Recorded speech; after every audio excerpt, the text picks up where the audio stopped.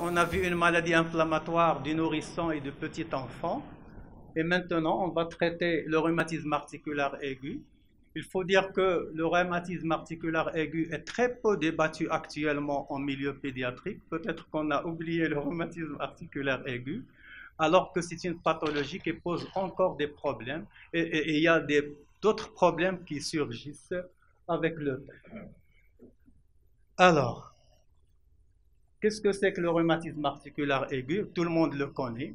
Donc, c'est un syndrome inflammatoire, ou ce qu'on appelle le syndrome post-streptococcique, après une infection généralement ORL, des angines, due au streptocoque bêta hémolytique du groupe A, non ou maltraité. Alors, après un intervalle libre, entre 2 et 3 semaines, l'enfant va développer des signes de rhumatisme articulaire. On dit articulaire parce que c'est les articulations qui viennent en premier, c'est les arthrites avec l'impotence fonctionnelle. Mais certains auteurs préfèrent le rhumatisme cardiaque parce que le pronostic, c'est dû à l'atteinte cardiaque. Sur le plan physiopathologique, comme tout à l'heure, donc il y a une prédisposition génétique parce que tous les enfants qui font des angines streptococciques ne développent pas un rhumatisme articulaire aigu. Si on prend 100 enfants qui ont des angines streptococciques, il n'y a que 3% de risque de développer un rhumatisme articulaire aigu. Et donc, il y a une certaine prédisposition génétique de ce syndrome inflammatoire post-streptococcique.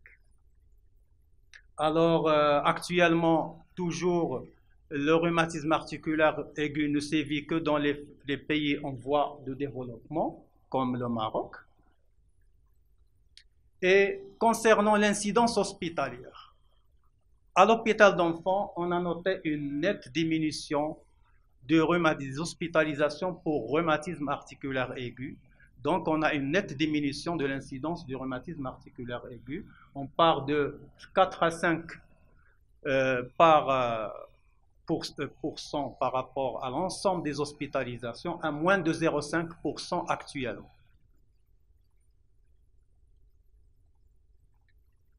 Dans notre consultation, on a essayé de voir les problèmes de consultation du rhumatisme articulaire aigu sur 110 enfants. Là, c'est pour avoir une idée ponctuelle sur notre consultation.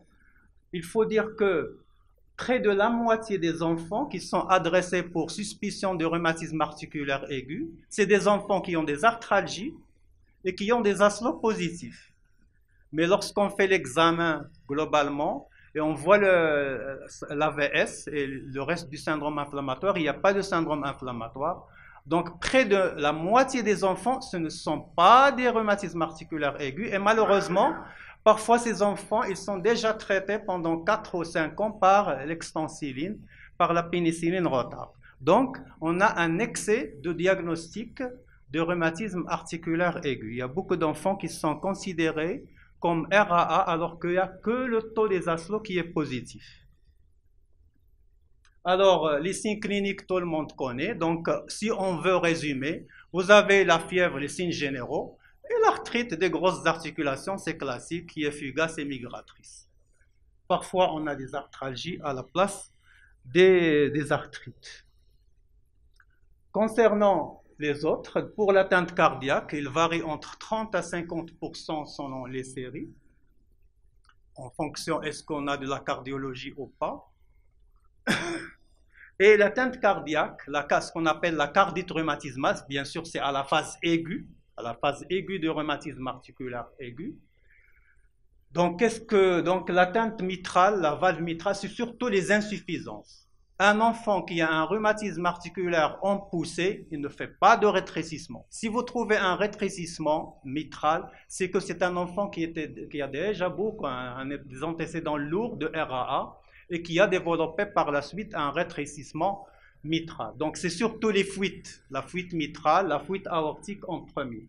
Bien sûr, les autres tuniques, la péricardite et parfois, dans les formes sévères, ce qu'on appelle la pancardite, vous avez les trois. Là, l'épanchement péricardique, le myocarde qui est défaillant, qui ne se contracte pas bien, avec diminution de la fraction d'éjection et de la fraction du raccourcissement à l'échocardiographie. Et souvent, ces malades viennent dans un tableau d'insuffisance cardiaque. Et c'est des malades, ou bien c'est une forme atypique, ce qu'on appelle les formes abarticulaires sans signe articulaire. Et d'ailleurs, tout enfant qui a une fièvre qui se prolonge, il faut toujours penser au rhumatisme. Bien sûr, il y a beaucoup de diagnostics. C'est des malades qu'il faut hospitaliser et bilanter en milieu hospitalier. Une fièvre qui se prolonge doit toujours évoquer un rhumatisme articulaire aigu, même sans signe articulaire. Donc, on a dit soit les formes abarticulaires sans signe articulaire, parce que les signes articulaires facilitent le diagnostic du rhumatisme articulaire aigu, ou bien c'est des enfants qui viennent en insuffisance cardiaque qui habitent très loin. C'est des enfants de la région de Chaouen, la région. Donc, c'est les régions montagneuses où l'accès aux médecins est très difficile, avec des niveaux socio-économiques très bas. D'accord? Ces enfants viennent vraiment avec des tableaux de valvulopathie sévère avec des insuffisances cardiaques. Donc, vous voyez, il y a les régions qui sont très médicalisées, par exemple Rabat, on a surtout les formes mineures et les formes qui sont diagnostiquées à tort comme rhumatisme articulaire aigu parce qu'ils ont des ASLO positifs, et les formes qui sont très sévères et qui ont consulté parfois, mais ils ont difficulté pour l'accès aux médecins et qui viennent malheureusement dans un tableau très sévère. Donc, vous voyez l'équation en fonction. Donc, pour la prévention, c'est des remarques très importantes pour essayer d'éradiquer ce rhumatisme articulaire aigu. On est maintenant au 3e millénaire. Alors, la cardite rhumatismale, on a déjà expliqué tout ça. Les examens complémentaires, comme vous le savez, le CG, la radio pulmonaire et l'échocardiographie sont systématiques. Le bilan inflammatoire classique que vous connaissez. Et bien sûr, la confirmation du streptocoque. Nous, on utilise surtout les enzymes, c'est-à-dire les ASLO, qui doivent être supérieurs à 200. Parfois, les ASLO au début sont négatifs, donc il faut savoir demander une deuxième détermination après 15 jours. Sinon, on peut donc faire au début les anti-DNase, mais ce n'est pas facile, c'est cher, et ce n'est pas fait dans tous les laboratoires. Avec les anti-DNase B, on augmente la sensibilité d'avoir un taux positif pour les marqueurs de streptocoque. Donc, pour récapituler, donc on travaille toujours avec les critères de Jones modifiés qui sont classiques. Vous avez d'une part les critères majeurs, les critères mineurs, mais avec la preuve d'infection streptococcique, c'est-à-dire les ASLO positifs de sang, et surtout le syndrome inflammatoire. Parce que là, dans les critères classiques, on classe l'AVS et le syndrome inflammatoire avec les critères mineurs, mais le syndrome inflammatoire est très important pour le diagnostic du rhumatisme articulaire aigu. Alors, le diagnostic est retenu lorsqu'on a 2 critères majeurs ou bien un critère majeur et 2 critères mineurs. Avec le syndrome inflammatoire, toujours, et avec la preuve d'infection streptococcique. Lorsqu'on a des critères mineurs, plus de 3, on parle de syndrome post-streptococcique mineur, et actuellement, on a un nombre très important de syndromes post-streptococcique mineurs que de RAA classique. Le diagnostic différentiel, vous le connaissez, on ne va pas insister. Alors, pour le traitement, donc comment traiter? Donc, en nous restant classique pour le traitement du rhumatisme articulaire aigu. Donc, on donne, pour stériliser s'il y a des germes toujours, on donne un antibiotique anti-streptococcique. Vous choisissez ce que vous voulez comme antibiotique.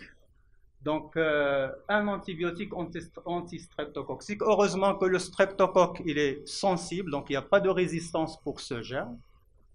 La corticothérapie, donc traitement anti-inflammatoire, la prédnisone et non pas la prédnisolone. 2 mg kg par jour. Dans le programme national, on préconise 3 semaines. Mais nous, au service, on va suivre l'évolution du syndrome inflammatoire. Si on n'a plus de syndrome inflammatoire, on va passer à la dose dégressive Donc parfois on gagne une semaine, 15 jours au lieu de 3 semaines. Donc soit 3 semaines si on n'a pas la possibilité de suivre. Sinon, si on suit le syndrome inflammatoire, surtout l'AVS, il faut demander le minimum, l'AVS. Dès qu'on a l'AVS normale, on peut diminuer progressivement la corticothérapie. Et bien sûr, avec le reste du traitement adjuvant en fonction du tableau clinique. Parfois, on peut être amené à donner les salicylés, surtout dans les formes qui sont vues tardivement. Des enfants qui ont traîné et qui viennent, on fait le bilan, surtout on fait l'examen cardiaque et l'échocardiographie, il n'y a pas d'atteinte cardiaque. Donc après quelques semaines, s'il n'y a pas d'atteinte cardiaque, c'est qu'on n'a pas de problème. Mais au début, on ne peut pas voir. On peut avoir un enfant au début sans atteinte cardiaque et au cours de l'évolution, il peut la développer. Mais lorsqu'on voit le malade tardivement, alors on est sûr qu'il n'y a pas d'atteinte cardiaque, donc on peut s'en passer des salicylés, surtout lorsqu'on fait l'AVS, on trouve 30, 40, 35, donc ce n'est pas la peine de donner les corticoïdes, donc on peut donner les salicylés comme on le faisait auparavant. Ou bien lorsqu'on a un rebond, alors lorsqu'on diminue la corticothérapie progressivement, on peut avoir une augmentation de l'AVS au cours de la dégression. Donc on peut associer, bien sûr, lorsqu'on a des doses faibles de corticoïdes, on peut associer les saliciles. Et dans les formes mineures, si vous avez un syndrome inflammatoire important, il vaut mieux donner les corticoïdes. Parce que lorsqu'on donne les salicylés, l'AVS met beaucoup de temps à baisser. Donc on est gêné et parfois on a des effets secondaires. Donc même si vous avez une forme mineure avec un syndrome inflammatoire important, une VS très accélérée, il vaut mieux donner la corticothérapie, surtout lorsqu'on voit le malade au début. C'est la corticothérapie comme un RAA classique.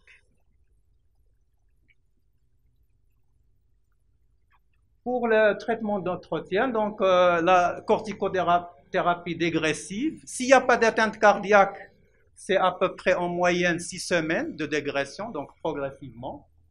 S'il y a une atteinte cardiaque, il faut allonger un peu cette phase dégressive de la corticothérapie en 8 à 12 semaines. Et bien sûr, lorsqu'on a terminé les 10 jours d'antibiotiques pour l'angine, le 11e jour, on commence la prophylaxie des rechutes pour prévenir les rechutes, parce que le RAA, si on ne donne pas la prophylaxie, quelques mois après ou ils reviennent pour une rechute. Et parfois, au début, on n'a pas d'atteinte cardiaque. Lorsqu'ils font des rechutes, malheureusement, ils peuvent venir avec une atteinte cardiaque. Comment surveiller? Donc, la surveillance clinique, la surveillance cardiaque, surtout en milieu hospitalier, s'ils sont hospitalisés. L'AVS pour le syndrome inflammatoire. Et lorsqu'on a une cardite au début, donc on va donner le traitement corticoïde. Et à la fin du traitement corticoïde, on doit refaire une échographie pour voir. Parce que parfois, on a des atteintes valvulaires très sévères qui ne régressent pas. Heureusement, ça peut régresser, surtout lorsqu'on a une fuite mitrale. Mais pour les fuites aortiques, ça peut régresser, mais on garde quand même une petite fuite aortique. Donc, si on a une régression ou diminution de l'intensité de l'atteinte valvulaire mitrale, donc on va surveiller ces enfants avec la prophylaxie, l'extensiline, jusqu'à l'âge de 45 ans. Et si on a une atteinte valvulaire très sévère, alors c'est l'indication de la chirurgie, donc il faut adresser l'enfant au service de chirurgie cardiovasculaire. Alors, pour la prévention des rechutes, qu'est-ce qu'on fait? Donc, la pénicilline retard, donc c'est classique. Lorsque l'enfant a moins de 11 ans, on donne l'extensiline ou la pénitar 600 000 unités, toutes les 15 à 21 jours. Pour les enfants plus grands, plus de 11 ans, plus de 30 kilos, 1 million de sang toutes les 21 jours. Bien sûr, parfois, on a des difficultés pour ces injections. Si on a des difficultés, il y a beaucoup de difficultés parce qu'au centre de santé, parfois, ce n'est pas disponible, parfois, l'enfant ne tolère pas, donc on a beaucoup de problèmes. Donc, on peut, pour certains cas, parce que c'est très important, on peut donner l'oracyline ou la pénicilline V par voie orale. Pour les enfants qui sont allergiques à la pénicilline, on préfère l'érythromycine, 250 pour les enfants petits, et pour les grands, plus de 11 ans, plus de 30 kilos, on donne 500 mg tous les jours. Pour les enfants qui ont une atteinte cardiaque, on l'a déjà dit, donc c'est 45 ans de prophylaxie de rechute. Et en l'absence de cardite, pour les enfants jeunes qui ont moins de 13 ans, on donne l'extensiline jusqu'à l'âge de 18 ans. Et pour les enfants qui sont plus âgés, plus de 13 ans, c'est-à-dire comme l'adulte, c'est la règle de l'adulte. Donc, 5 ans après le rhumatisme articulaire aigu, s'il n'y a pas d'atteinte cardiaque. Donc, nous restons classiques concernant le traitement du rhumatisme articulaire aigu. Pour la prévention primaire, donc on a vu la prévention secondaire, la prévention des rechutes. Il y a aussi, lorsqu'on a une atteinte valvulaire, des séquelles valvulaires, il faut prévenir l'endocardite d'Osler, donc il faut surveiller les dents, il faut éviter toutes les infections, et lorsqu'on fait des soins dentaires, on doit faire un traitement prophylaxique. Pour la prévention primaire, qui est la plus importante, donc on doit centrer, parce que pour la prévention, c'est ça. Donc comment faire? Donc classiquement, dans le programme national de lutte contre le rhumatisme articulaire aigu, qui est maintenant ancien, on doit l'adapter aux réalités actuelles. Qu'est-ce qu'on fait? Toute angine rouge, après l'âge de 3 ans, elle est traitée comme, angine streptococcique.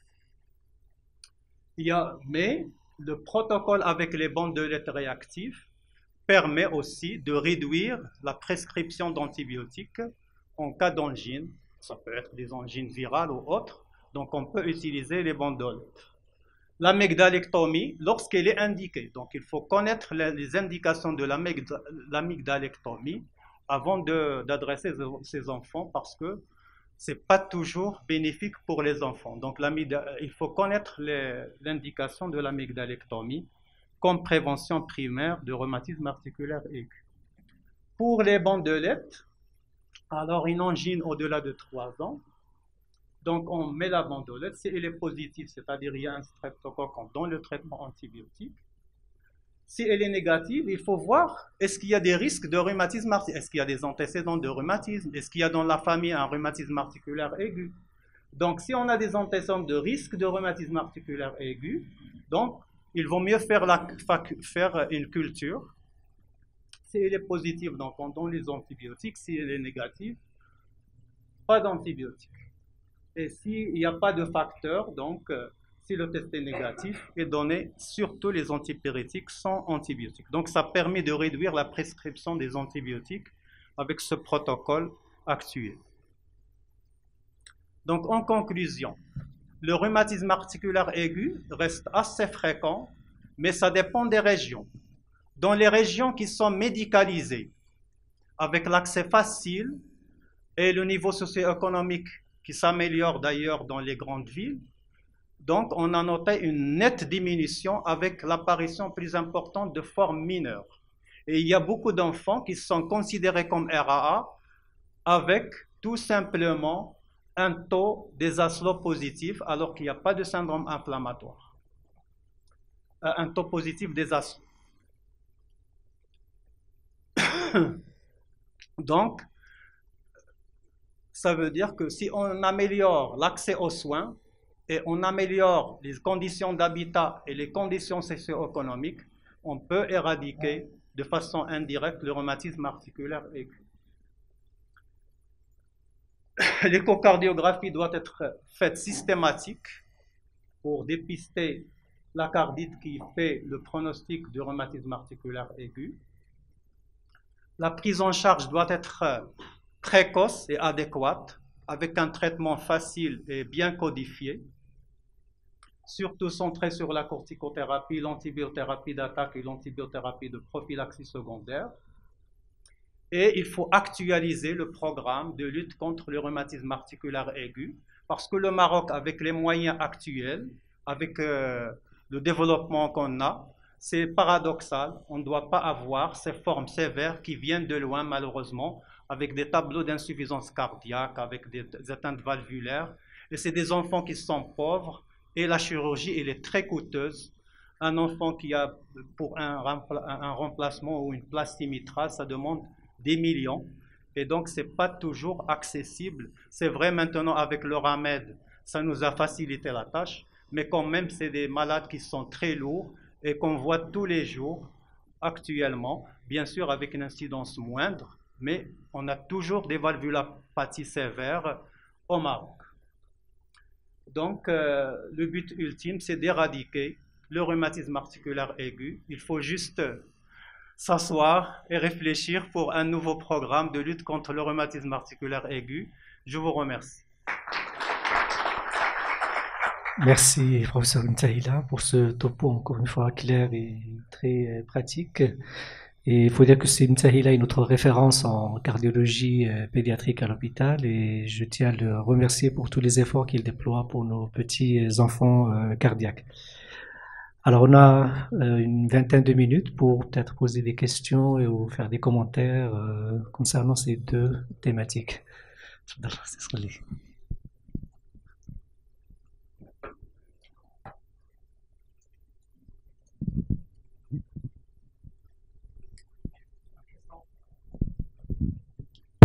Ma question concernant le syndrome post-streptococcique avec des astos très très élevés, 1200, 1500, une VS normale, pas de syndrome inflammatoire et des arthralgies.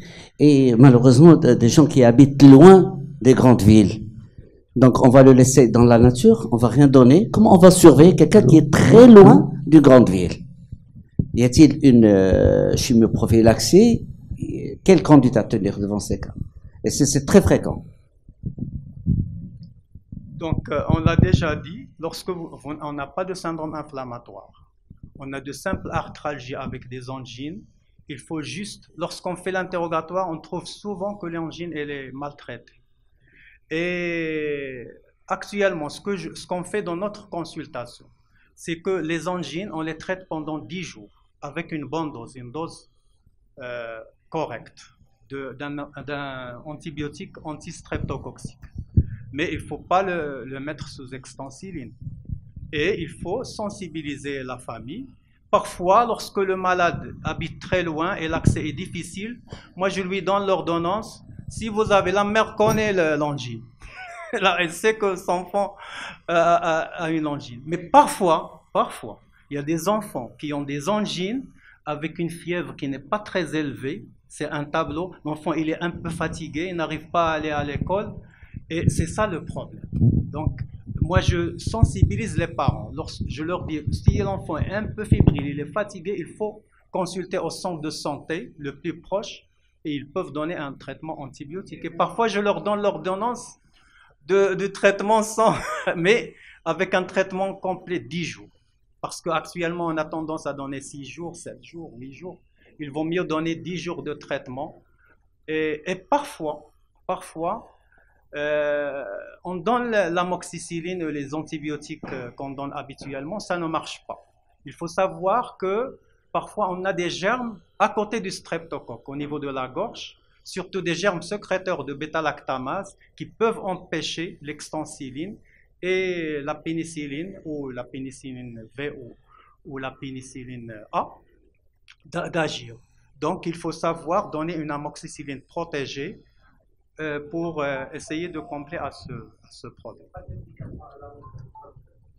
Si l'enfant a une croissance qui n'est pas suffisante, s'il fait beaucoup d'angines, plusieurs épisodes pendant l'année, si les angines sont très hypertrophiées, avec des troubles respiratoires. Alors, lorsqu'on a des amygdales très hypertrophiées, même avant l'âge de 6 ans ou avant l'âge de 5 ans, il faut proposer une amygdalectomie. Pourquoi? Ce n'est pas pour le RAA, parce que ces enfants, moi j'en ai vu plusieurs, peuvent venir dans un tableau d'hypertension artérielle pulmonaire, avec dilatation des cavités droites, par obstruction, c'est d'origine respiratoire, par obstruction des voies aériennes supérieures, comme les végétations adénoïdiennes.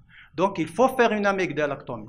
Mais si vous avez des angines sans obstruction, qui ne sont pas obstructives, qui ne sont pas très fréquentes, avec une croissance normale. Et surtout, il faut chercher un terrain allergique. Si vous avez un terrain allergique, il ne faut pas préconiser l'amygdalectone. Donc il faut, et bien sûr, nous, lorsqu'on a des difficultés, on adresse carrément le malade à un médecin ORL pour nous donner son avis pour que ça soit collégial et complémentaire.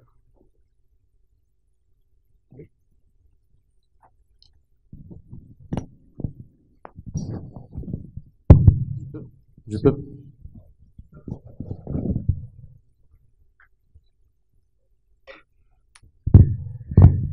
Alors tout à l'heure, vous avez soulevé un sujet assez important, à savoir des enfants qui ont des polyarthralgies minimes avec des astos à 300, 400, une vitesse tout à fait normale.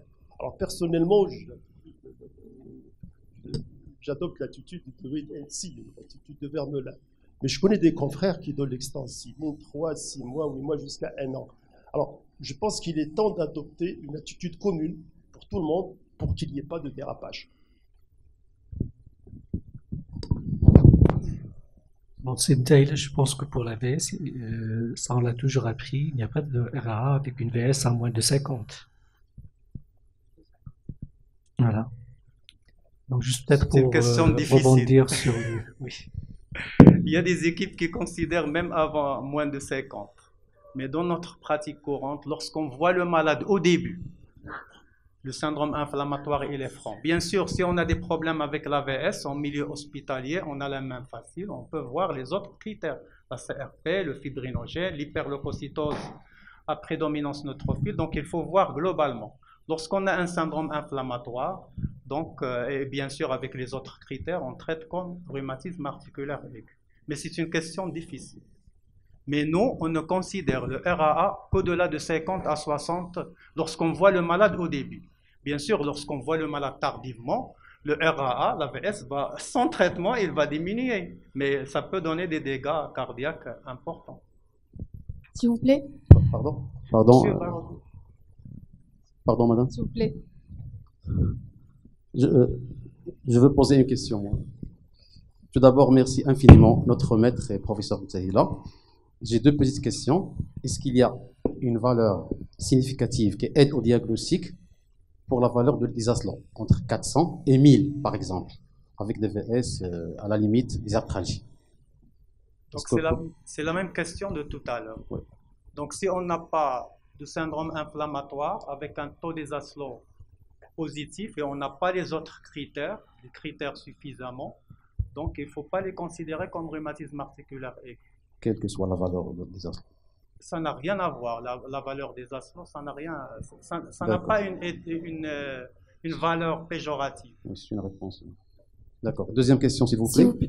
On reçoit souvent des enfants sous extensiline depuis 3 ans, 4 ans, et lorsqu'on voit leur carnet de santé, on n'a pas vraiment de diagnostic en faveur de RAA, écho normal, VS, et la maman nous demande qu'on arrête l'extensiline. Oui, effectivement. Lorsqu'ils viennent dans notre consultation, les enfants sont libérés. Alors ils sortent contents parce qu'on a arrêté l'extensiline, parce que c'est pas facile de faire une injection, elle est douloureuse. Et parfois on a des difficultés pour les enfants qui ont un RAA, on a parfois des difficultés pour faire cette extensiline et on a parfois amené à donner l'oraciline. Mais on doit être sûr que l'oraciline doit être prise quotidiennement. Là aussi, c'est une autre difficulté. S'il vous plaît, vous avez... Je vous remercie de nous avoir replongé dans les années 70. On avait effectivement une partie du service qui était quasiment occupée par des syndromes, ce qu'on appelait les syndromes post-streptococciques majeurs, à savoir glomérulonéphrite et rhumatisme articulaire aigu. Les choses ont beaucoup évolué. Il y a vraiment une amélioration extraordinaire. Et on n'a qu'à voir, avec les chiffres que vous citez, la diminution du rhumatisme articulaire aigu en milieu hospitalier. Personnellement, ce qui actuellement pose problème, c'est le taux des antistreptolysines qui est souvent élevé. Moi, je me méfie de ce taux d'antistreptolysine et très souvent, c'est des enfants qui font des angines à répétition. C'est des enfants qui ont des gros amygdales.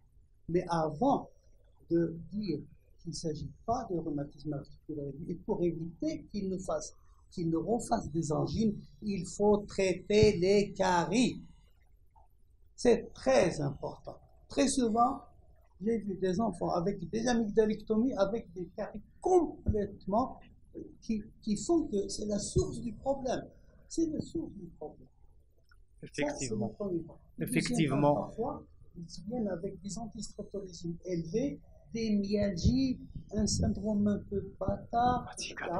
Moi, je fais pratiquement actuellement systématiquement un dosage de vitamine D, surtout les enfants de plus de 8 ou 9 ans. Et je trouve pratiquement systématiquement une carence en vitamine. La carence, elle est due à quoi? Elle est due à la malbouffe, aux enfants qui boivent et mangent n'importe quoi dans la rue, à tous ces additifs, à tous ces colorants qu'ils consomment et qui participent même à l'élimination de calcium et à des myalgies et à des arthralgies. Donc il faut une hygiène, certes, il faut une hygiène alimentaire, et il faut soigner les caries avant de songer à faire une amygdalectomie. Je vous remercie. Merci notre maître professeur Baroudi. Vous avez résumé ce qu'on est en train de vivre dans notre consultation. On s'intéresse au RAA, aux angines et surtout à l'état dentaire. Vraiment, vous avez touché un point crucial qu'on vit tous les jours dans notre consultation. Malheureusement, il n'y a aucune éducation au Maroc concernant les dents.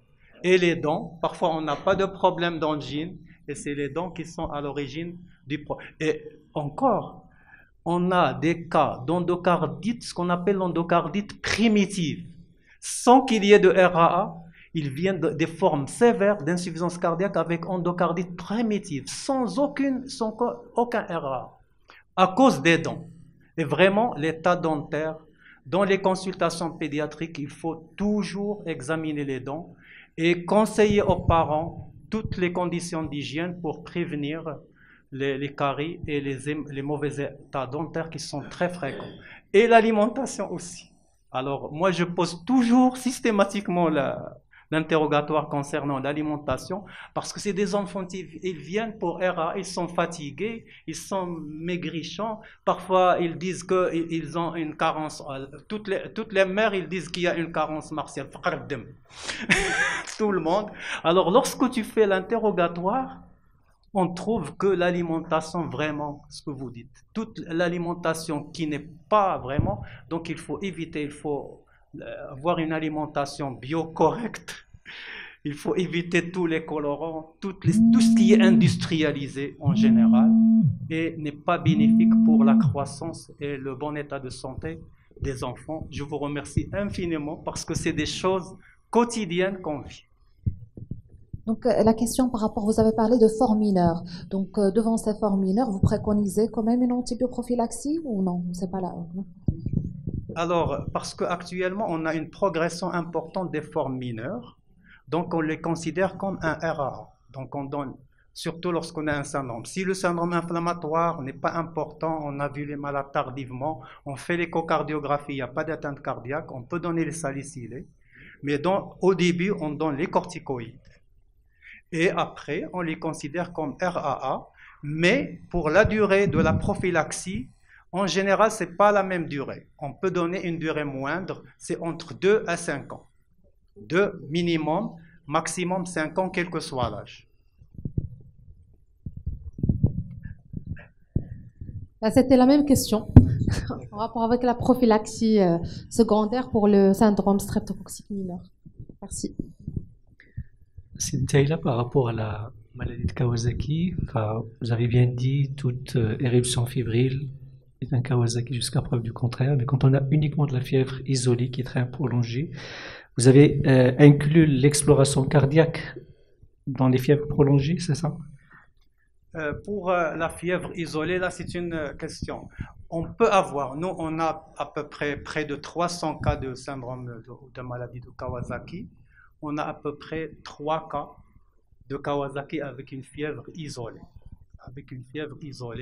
Ça nous pose beaucoup de problèmes parce qu'on hésite de donner le traitement au début. Donc on surveille les malades, on élimine tous les autres diagnostics possibles et on fait l'échographie. L'échographie peut nous aider.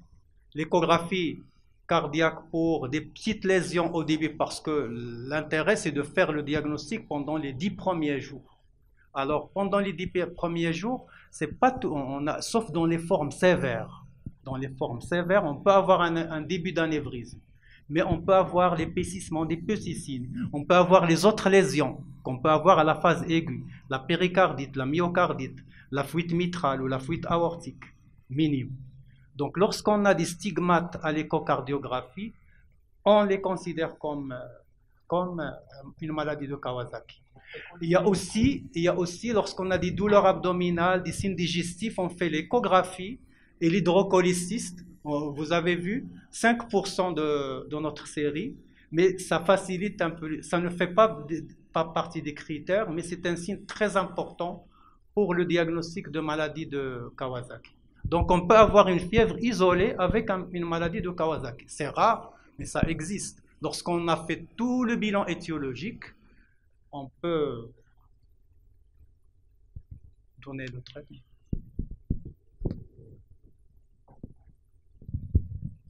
Bonjour, je suis le professeur Ben Snoussi, président de la Société algérienne de pédiatrie. J'ai deux questions à vous poser. La première, c'est quelle est l'incidence ou la fréquence des cardiopathies rhumatismales actuellement au Maroc? Ça, c'est la première question.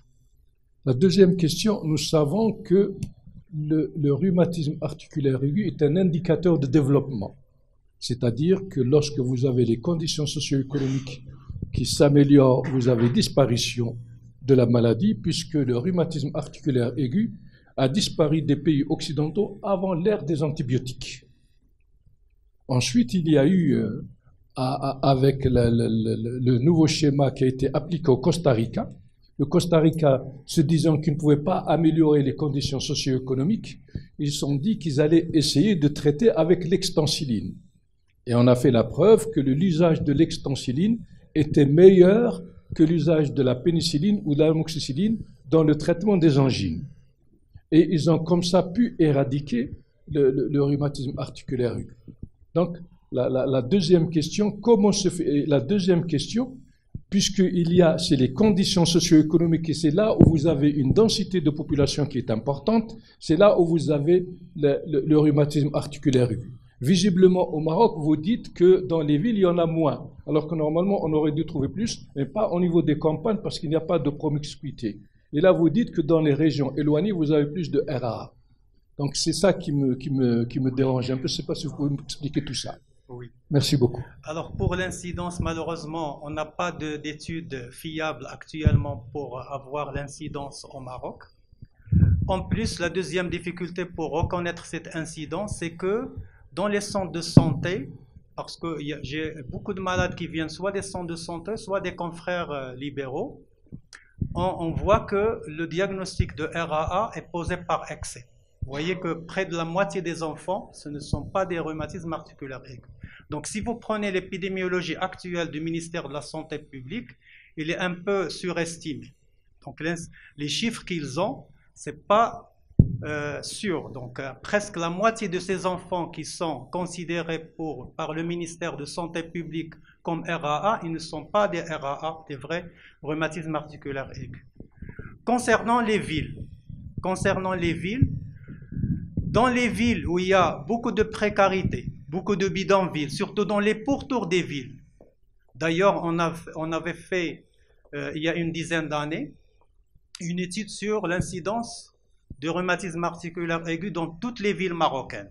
Qu'est-ce qu'on a constaté à Casablanca, à l'hôpital Sidi Ousmane, qui est près des bidonvilles, lorsqu'on avait beaucoup de bidonvilles, maintenant ça s'améliore. Le Maroc a progressé, donc il est en train d'exterminer ces habitations qui sont vraiment précaires. On a trouvé une incidence de 9%. Donc une incidence. Donc dans les grandes villes où il y a beaucoup de précarité, il y a plus de bidonvilles, l'incidence est élevée. Mais bien sûr, depuis les années 90, le Maroc a beaucoup progressé, donc on a fait un programme pour lutter, et même le niveau socio-économique, il est un peu élevé par rapport aux années 90. Donc, on note quand même une diminution de l'incidence du rhumatisme articulaire aigu. Pour les enfants qui habitent loin, vraiment, c'est des régions de la campagne et dans les régions montagneuses qui viennent avec des états valvulaires. On a même des enfants qui ont fait, le même enfant, il fait une glomérulonéphrite aiguë, non prise en charge, qui a guéri spontanément. Après, il fait le RAA, lorsqu'on fait l'histoire de la maladie. Après, il fait le RAA, et après, il fait la chorédocidéname après 3 ou 4 mois. C'est-à-dire l'évolution naturelle. Vous voyez? Pourquoi? Parce que l'accès, il est difficile, ou parfois, les enfants sont mal pris en charge. Donc, c'est vraiment, on a un Maroc qui marche à 2 vitesses. Il y a les régions qui sont privilégiées, on a une bonne évolution, et des régions qui sont un peu lointaines et un peu sous-médicalisées. Donc, si on arrive à régler ces problèmes, donc je crois qu'on peut éradiquer, avec les moyens que nous avons actuellement, on peut éradiquer le rhumatisme articulaire. Ok, donc merci professeur Mtaïla pour tous ces éclaircissements.